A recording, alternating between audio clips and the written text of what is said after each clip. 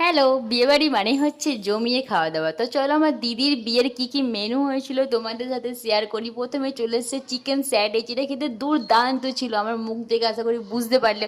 তারপর চলে এসেছে বেবি নান আর চানা পনির, অল্প টেস্ট করেছিলাম, অবশ্যই আমি সবটা খেতে পারিনি। তো আমাদের স্টার্টারের দিকে ছিল chicken pakora, fuchka, coffee, mocktail, দই বড়া, এগুলো প্রচুর খেয়ে ফেলেছিলাম। তারপর চলে এসছে ফ্রাইড রাইস আর চিকেন বাটার মশলা, যেটা খুব টেস্টি হয়েছিল। আমি এটা আর এখানে আমার জিজু আমার ভিডিওগুলো সব নষ্ট করছিল, যে এই ভিডিওর ক্লিপটা আমি নিয়েছিলাম, পরে দেখলাম খুব ফানি হয়েছে বলে অ্যাড করে দিলাম।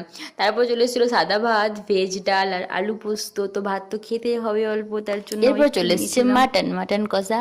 তো আমি একবারে বেশি দুবার সত্যি কথা নিতে পারিনি, এখন দেখে মনে হচ্ছে আর একবার নিলে হতো, মাটনটা খুব টেস্টি হয়েছিল। তারপর আনারসের চাটনি, পাঁপড়, লড, রাজভোগ, সন্দেশ, আমি তার মধ্যে একটা মিষ্টি নিই নিকো। আর তারপর ছিল আইসক্রিম আর হজমলা। তো হজমলার ক্লিপটা নেওয়া হয়নি। চলো, ভিডিওটা এই অবধিই ছিল। কেমন লাগলো সবাই জানিও। Bye bye.